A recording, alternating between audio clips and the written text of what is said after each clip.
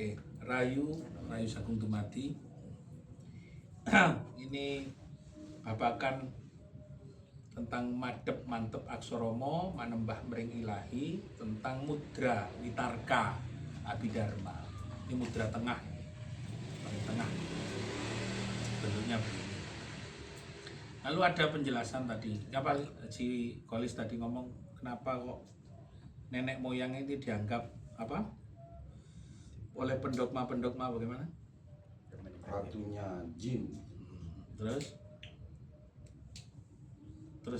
ceritanya di luar bagaimana? Lalu setelah diceritakan seperti itu, gampang sekali bagi orang pribumi itu meyakini tanpa adanya kebenaran. Ya, terus. Jadi menurut jenengan itu gimana penjelasan? Ya begini, ada yang ngomong itu klenik ya, klenik.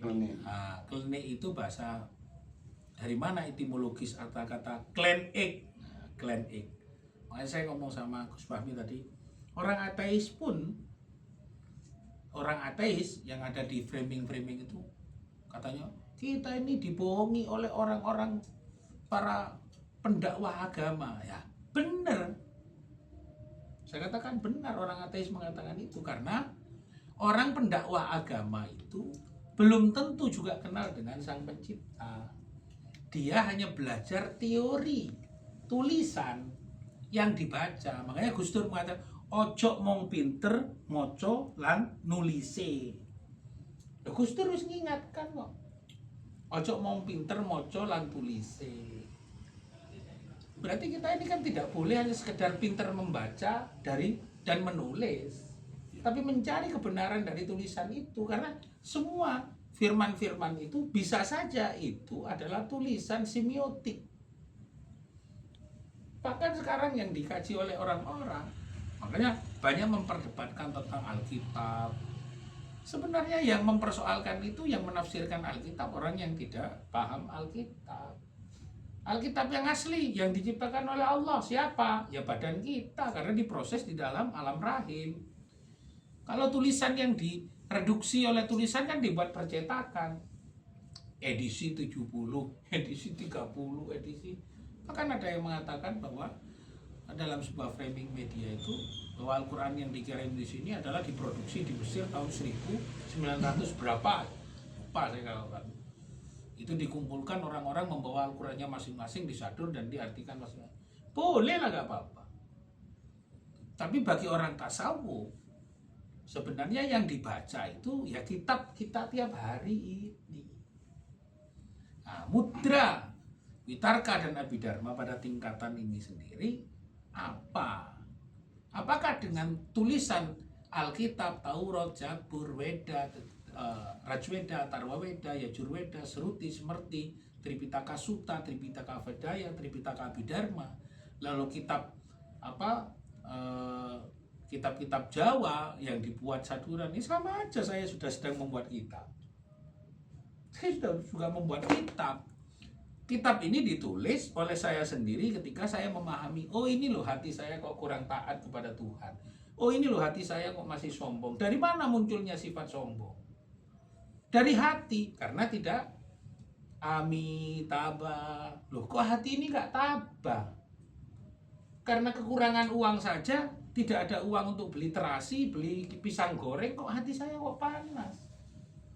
Kok hati saya ketika istri saya tidak bisa beli beras, kok hati saya gelisah?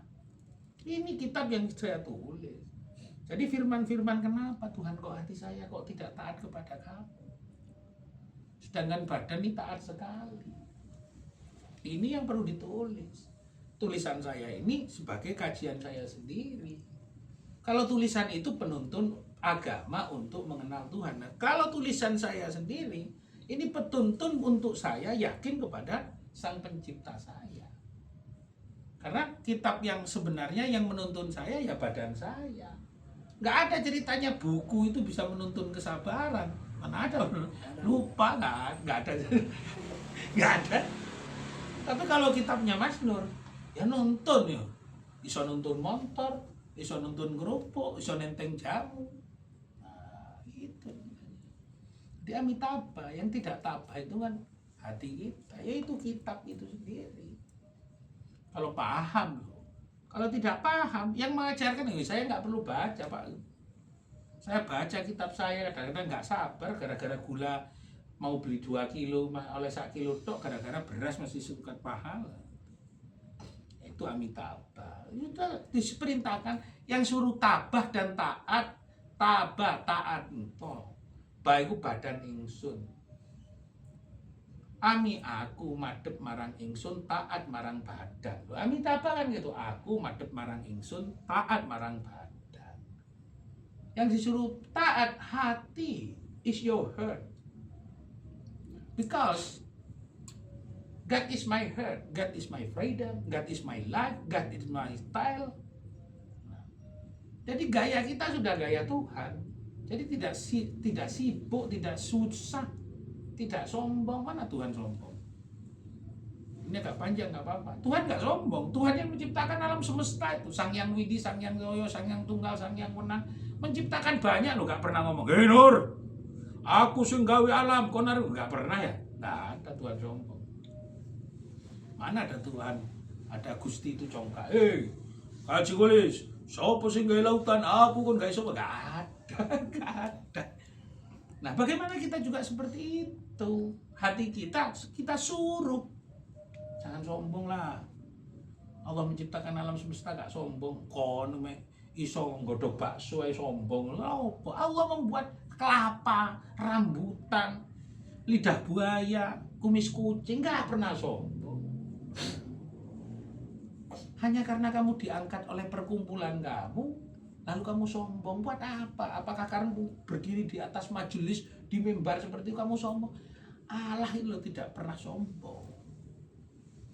Makanya Amitabha, Amitabha, Ami Buddha. Ami aku madhep marang ingsun, Buddha badan ingsun dadi Allah.